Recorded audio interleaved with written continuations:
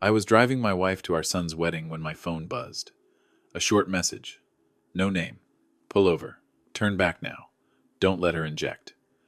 Kelly turned to me. The medication pen was already in her hand.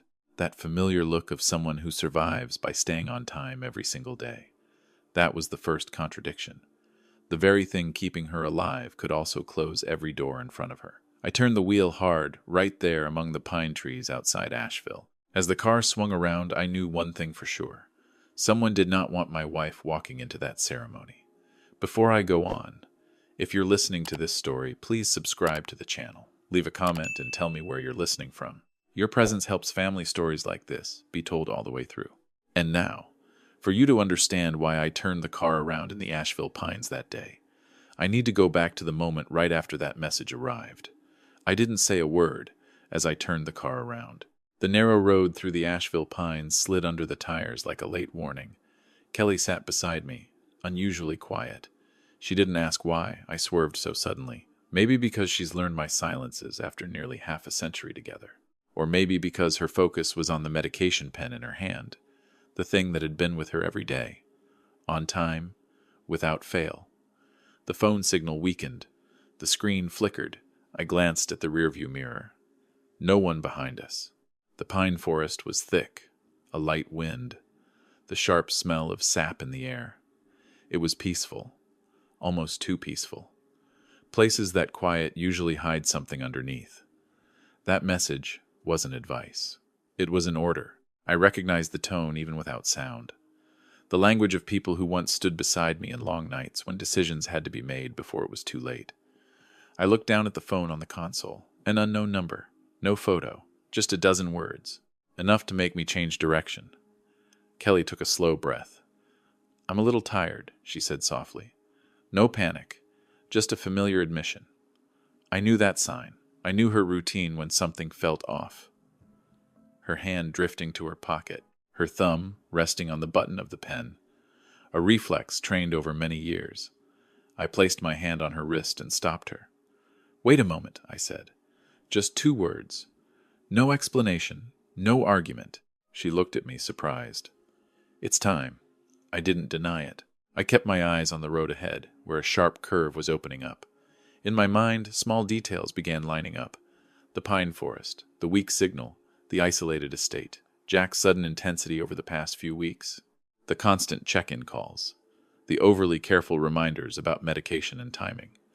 I'd seen that kind of concern before, at scenes where someone tried too hard to prove they were innocent. The car slowed. I pulled into a small turnout by an old ranger station. A weathered wooden sign, no one around. I shut off the engine. Silence rushed in. Thick, heavy. Kelly looked around then at me. "What's going on?" I opened the door and stepped out. Not to avoid her question, but to straighten my thoughts. I needed light. I needed air. I needed a few seconds to fit the scattered pieces into something clear. I got back in, took the medication pen from Kelly's hand. She let me, though. She was clearly uneasy. I didn't remove the cap. I just turned the pen slightly under the dim light filtering through the trees. The liquid inside reflected differently. Not something most people would notice. But for me, small differences were always where the truth began to surface, Scott Kelly said, her voice lower now. "You're scaring me." I nodded. "I know. I placed the pen on the dashboard a little farther from her reach. But I need you to trust me, at least for a few minutes." She exhaled and leaned back.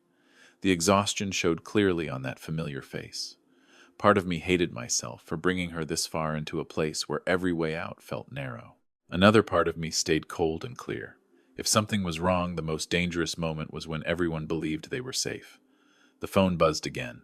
This time, a short voice message. I put it on speaker and lowered the volume. The man's voice was deep, urgent, direct. He didn't repeat the earlier warning. He said just one sentence, enough to close the last bit of doubt in my mind. I turned off the speaker. Kelly looked at me waiting. I didn't repeat his words. I only said what mattered. Someone interfered with the thing you trust the most. She stayed silent for a long time. The pine trees whispered outside as if listening. I looked at her, and for the first time on my son's wedding day, I didn't think about the ceremony. I didn't think about the guests.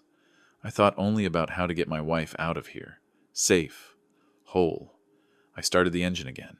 I didn't turn back the way we came. I didn't drive straight toward the estate. I chose the longer road, quieter, more isolated. In my mind, the decision was already made, clear like the cases I once closed in my life. If someone believed they could exploit a mother's trust and the habit that kept her alive, they chose the wrong family to test their luck. The detour led us to another abandoned ranger station. Smaller, hidden behind a line of fallen trees. I stopped there, not because the road ended, but because I needed time. Time to confirm what my professional instincts had been knocking on since the phone buzzed the first time. I opened the trunk and took out the old flashlight I still kept in the toolbox. Kelly stayed in the car, her hands resting on her lap. She didn't ask anything else. Her trust has always been something I'm grateful for, and something that weighs on me at the same time. I got back into the driver's seat and picked up the medication pen again. The flashlight beam passed over the cartridge. I tilted it, turned it slowly, held the light at a fixed angle. The liquid wasn't completely clear. There was a faint cloudiness, almost impossible to see unless you were really looking. Tiny air bubbles clung to the side of the tube. They didn't move the way I was used to. I didn't jump to conclusions. I never have. I set the pen down and took out my phone. I found the number of someone I used to work with, a forensic pharmacist, retired now, like me. The signal was weak. The call broke in and out. I kept my words short, avoided terms that could make the line go dead. He stayed silent for a few seconds on the other end. Then he asked me one question. "Are you sure that's what she normally uses?" I looked at Kelly. "No," I said. "I'm not sure." That was enough for him. He didn't explain at length. He just reminded me that small differences in a solution are sometimes not accidental, and that certain combinations can keep the human body from reacting the way it's supposed to. I thanked him and ended the call. When the screen went dark, the silence rushed back in, thicker than before. I leaned back and closed my eyes for a few breaths. Old images surfaced, out of order. Jack as a little boy, running around the backyard, clinging to my hand whenever thunder rolled. Jack in recent years, avoiding my eyes, that strained smile every time I asked about work.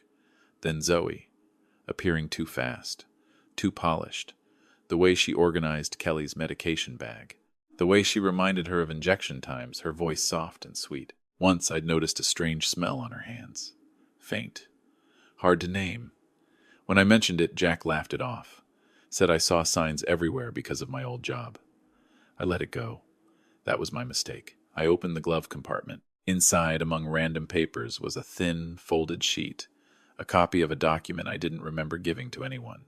The fold wasn't Kelly's. I picked it up.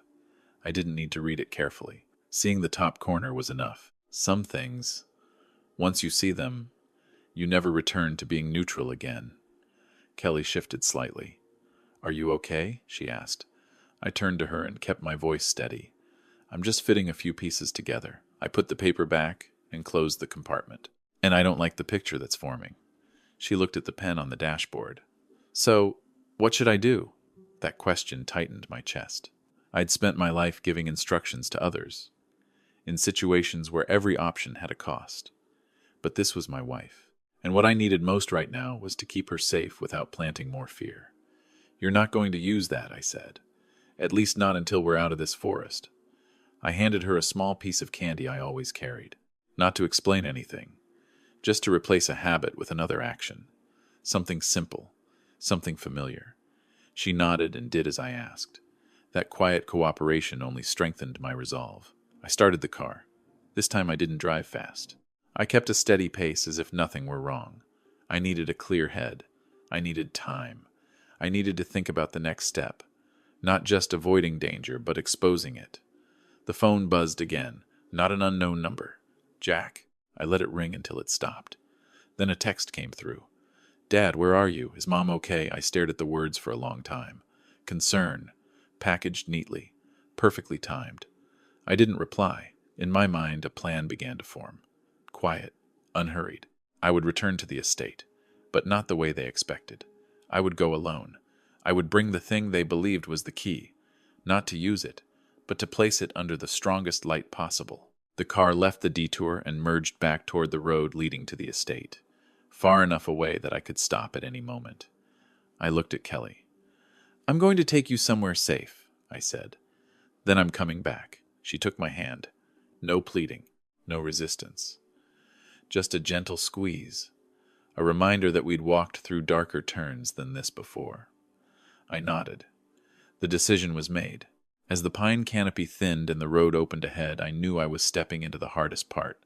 Not because of fear, but because the truth, once placed in the right position, closes doors that never open again. And this time, it was the door between me and the son I once trusted completely. I took Kelly off the road and into a small roadside motel, far enough from the estate for the phone signal to stabilize again. Nothing fancy, not crowded. I chose a ground-floor room, the window facing an empty parking lot. When she sat down on the edge of the bed, I finally allowed my breathing to slow. I placed the medication pen into the mini-safe and locked it, not because I was afraid someone would steal it, but because I needed it in the right place, a place I controlled. "Are you really going back?" Kelly asked. Her voice was calm, but her eyes gave away the worry. "I am," I said, "but not to attend the party." I paused. "I need you here, safe." She nodded. No more questions. I left her the motel's phone number and asked the front desk to call me if anything felt off. Before I walked out, I stopped at the door and looked at the woman who had walked beside me for an entire lifetime. In that moment, every last doubt inside me shut itself down. What needed to be done was clear. On the drive back, I stayed in the right lane. Steady speed. I needed a clear head to rebuild the picture in order. Zoe had once been a nurse. She understood the routines of people with chronic illness. Fatigue, sweating, confusion. Signs that are easy to misread. She also understood crowds, sunlight, music, emotion. How all of it could make people forget to double-check what seemed obvious. A plan that didn't require speed. Only patience. I remembered the messages before the wedding. "Mom, remember to inject on time. It'll be sunny, don't forget your medication. I'll prepare the medicine bag so it's easier." That attentiveness now looked like a schedule already set. Standing in the sun long enough to drain the body. Dancing to raise the heart rate. Speaking in front of a crowd to push emotions higher. Each piece made sense on its own. Together, they formed a one-way path. I arrived at the estate after the ceremony had begun. Cars filled the lot. Lights and music spilled all the way to the gate. I didn't rush out of the car. I sat and watched. Servers moved in rhythm. Drink trays appeared at just the right moments. I checked my watch. Time, the thing they believed was on their side, was moving according to mine. I slipped the medication pen into my inner jacket pocket. Easy to reach, hard to see. Not to use it, just to ask the right question in the right place. I walked into the hall like an ordinary father. No hurry, no tension. I smiled at familiar faces, nodded politely. I didn't look for Jack. I looked for Zoe. She stood near the drink station. Light-colored dress, carefully done makeup. When she saw me alone, her eyes flickered. Just once. "Where's Mom?" she asked, concerned enough for others to hear. "Kelly's fine," I said. "She needs some rest." I paused as if remembering something. "Could you help me get some water?" Zoe smiled and reached for a tray. Her hand trembled. Just slightly. I'd seen that kind of tremor before. Not from vague fear, but from recognizing a variable that wasn't in the plan. I took out the medication pen and rested it openly in my palm. No hiding. "I brought this," I said evenly. "Just in case." I looked straight at her. "You know these things better than I do." For a brief moment, Zoe's smile stiffened. Then she recovered and nodded. "Yes, just leave it there." I leaned aside as if avoiding a guest passing by. A small slip. Just enough for the needle tip to brush her sleeve. Nothing happened. But her reaction did. She jumped back and dropped the tray. Glass hit the floor. Heads turned. Zoe went pale. Her breathing quickened. Someone who truly understands what's inside a needle doesn't react that way to a light touch. The music faltered. Eyes gathered. I bent down to pick up the tray, my voice calm. "Sorry, I'm clumsy." I straightened and looked around. "While we're here, I have a recording I need to play. It concerns my family." I turned on the speaker. "Not music," another man's voice. Flat, without emotion. The words didn't mention anything forbidden. Just deadlines. Debt. A condition repeated more than once. I didn't look at Jack while the voice played. I watched the crowd. People who were beginning to realize they were standing inside an uncomfortable truth. Jack stood up suddenly, his face drained of color. Zoe stepped back again, bumping into a table. I turned off the speaker. The silence afterward was so heavy you could hear breathing. There are plans, I said slowly, that disguise themselves as concern. And there are habits that get exploited because people believe they are always safe. I didn't accuse. I simply laid the pieces on the table. The police arrived not long after. I didn't call them here. I'd done that earlier from the parking lot. All I needed was time for things to reveal themselves. Jack was detained. Zoe stood still, staring at nothing. When I stepped outside, the air was cool. I took a deep breath. Every door that needed closing had closed. I didn't look back. There was only one thing left in my mind. To return to where Kelly was waiting and take us out of this forest. Not to run, but to begin a new, quiet. One where no one could ever use trust, like a schedule again. I didn't leave the grounds right away. I stood in the corridor outside the hall, where the wind carried the smell of damp grass and the hurried whispers behind doors that had just closed. The lights inside were still bright, but the air had changed. The silence was no longer empty. It had weight, pressure, forcing everyone to face what had just been exposed. An officer approached and gave a brief nod. I returned it. No words were needed. Everything had already moved into its track, just waiting for the right moment to turn. I checked my watch. Time moves more slowly when you stop chasing it. I went back into the hall, not to speak, but to observe. Jack sat in the front row, hands on his thighs, eyes fixed on the floor. Zoe stood beside him, back straight, shoulders rigid, the posture of someone trying to stay upright in a room that had suddenly tilted. I didn't look at them as a father, or as someone wounded. I looked the way I had many times before, to see who was losing control and what they were clinging to keep from falling apart. The officiant hesitated, then quietly set the microphone down. No one objected. Some guests stood and stepped back. Some looked at me. Others avoided my eyes. I understood. When an inconvenient truth appears in the middle of a celebration, the natural instinct is to find an exit. Zoe took one step toward me, then stopped. "You misunderstood," she said. Her voice wasn't loud. No long defense. Just a single sentence, as if speaking softly enough might let it drift away. I didn't answer right away. I touched the pen in my jacket pocket. Didn't take it out. Just felt it there. If it were a misunderstanding, I said slowly, that reaction wouldn't have happened. I didn't need to say which reaction. She knew. I saw it in the way her eyes froze for a split second. A medical staff member from the event approached, asking if anyone needed assistance. I shook my head. "Not here," I said. "Not now." I didn't want any rushed action to dilute the core of what mattered. This needed to be seen exactly as it was. No exaggeration. No cover. Jack looked up. "Dad," he said. His voice was rough. Just one word. I stepped closer, keeping enough distance so it didn't turn into a confrontation. "You chose your path," I said, "and you pulled your mother into that schedule." I paused. "That's enough." He opened his mouth, then closed it again. The words he meant to say had nowhere to stand. I watched the collapse happen in layers.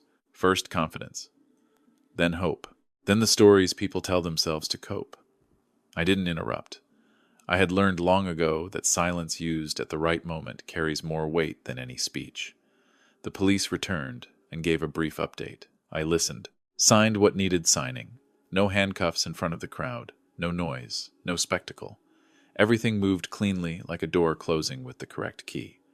A few people exhaled, not out of relief, but because familiar order was slowly returning. When Jack was asked to leave, he turned back and looked at me. That look was no longer the boy who once held my hand during thunder. It was the look of someone realizing there are choices that cannot be taken back. I held his gaze for one breath, then nodded. No forgiveness, no condemnation, just an ending. Zoe stayed a moment longer, as if waiting for a miracle that never came. Finally, she left, her steps so light they barely touched the floor. When the doors closed behind them, the space seemed to loosen. The music didn't start again. No one suggested continuing. The ceremony had completed its hardest part in a way no one had expected. I walked out to the parking lot. The sky had darkened. The air was cooler. I opened the car door, sat behind the wheel, and rested my hands there. For a very brief moment, I allowed myself to think of Kelly. Safe, light from the motel room spilling through the window. A quiet I had promised to keep intact. My phone buzzed. A message from the front desk. She's fine. Still resting. I let my shoulders drop. Some messages are short, yet strong enough to hold up an entire day. I started the engine. The road out of the estate curved through the pine forest. Darker now, but clear. No sense of being surrounded. No questions hanging in the air. Behind me were doors that had closed. Between me and a son. Between a family and things that could never return. Ahead was a different choice. To protect what remained, with clarity, without regret. As I merged onto the main road, I didn't speed up. I kept the headlights wide, just enough. I thought about habits. Things that seem harmless. And how easily they can be exploited when people forget to ask questions. Tonight the questions had been asked. In the right place. At the right time. And that was the only reason I could drive on in silence, knowing I had done what needed to be done. No more, no less. I reached the motel when the parking lot was already quiet. A warm yellow light spilled from the ground floor window. A familiar sign that Kelly was still awake. I knocked softly twice. She opened the door right away, as if she had been standing just behind it. When she saw me, she didn't ask anything. She simply stepped back to let me in, then closed the door gently like closing a long day. I told her what needed to be told. No more, no less. I didn't describe the hall. I didn't mention the looks or the whispers. I only said that everything had been placed in the light and that we didn't have to return there again. Kelly listened, both hands wrapped around a warm cup of tea. When I finished, she nodded. "That's enough," she said. "You did the right thing." We left Asheville the next morning. No goodbyes to the pine forest. No looking back. I checked out early, loaded the bags into the car, and placed a medication pen, a new one carefully checked into Kelly's bag. She smiled. That familiar gesture had returned. On the road, I rolled the window down and let the wind in. The air felt lighter. The road no longer forced us to choose in a hurry. The news came later in the calm language of paperwork and scheduled meetings. I didn't attend anything beyond what was necessary. I signed when asked. I answered when questioned. I didn't tell the story to anyone else. Some things, once finished, should be left alone. We chose the Florida Keys for the sea. Kelly liked hearing the waves against the balcony each morning. I liked the straight roads, the open view, and a pace that didn't rush. We rented a small place. Enough sun, enough wind. In the mornings I made coffee. Kelly checked the time as she always did. Calm, precise. Habits returned to their proper place. No one using them, no one interfering. Some evenings, when the sun sank very slowly, Kelly asked if I felt sad. I thought for a moment, then answered honestly. "Yes," I said, "but sadness isn't regret. I was sad because a door had closed between me and the son who once meant everything to me. But I didn't regret protecting what remained. Sadness is a feeling. Regret is a choice. I didn't choose the second.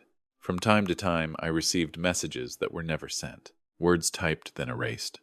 I set the phone down. Not out of anger, but out of boundaries. Some boundaries don't need to be high. They just need to be clear. And clear is enough. One afternoon, Kelly stood on the wooden pier, watching fish move through the clear water. She took my hand. "Do you think all this happened to remind us of something?" she asked. I followed her gaze. "To remind us that trust is precious," I said. "And what's precious has to be protected." We slowed our lives down. I fixed an old clock, not because I had to, but because I wanted to. Kelly planted a few small pots on the balcony. Each week we walked along the shoreline and counted the boats passing by. The days moved evenly. No drama needed. That was a good thing. One evening when the wind was still, I sat down and wrote a few lines, not to preserve the story, but to close it within myself. I wrote about small details, the reflection of a flashlight, music stopping mid-note, the silence that followed. I wrote to remember that clarity is quiet, and fairness doesn't need display. Kelly placed her hand on my shoulder. "Are you done?" she asked. I closed the notebook.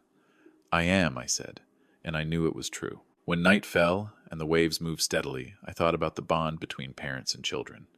It isn't unbreakable. It's something held together by the right choices every single day. Someone chose wrong. I chose differently. That choice brought us here, a place with no schemes hidden beneath concern, only quiet mornings and peaceful evenings. If there is one thing I want to keep after all this, it is this peace. Not as a reward, but as the natural result of placing boundaries where they belong. Blood gives us connection. Character is what we choose to keep. And when every door that needs closing has closed, good things still find room to enter. Quietly, steadily, like the sea outside our door. If you've stayed with me to the end, you may understand this. Not every family story ends with laughter, but it can end with peace. Blood gives us a bond. Character decides how we hold it. Sometimes love isn't looking away. It's knowing when to stop to protect what is still right. If this story made you reflect, please like the video, subscribe to the channel, and share it so others can listen and ask their own questions. Your support helps these quiet, necessary stories continue to be told. Thank you for listening,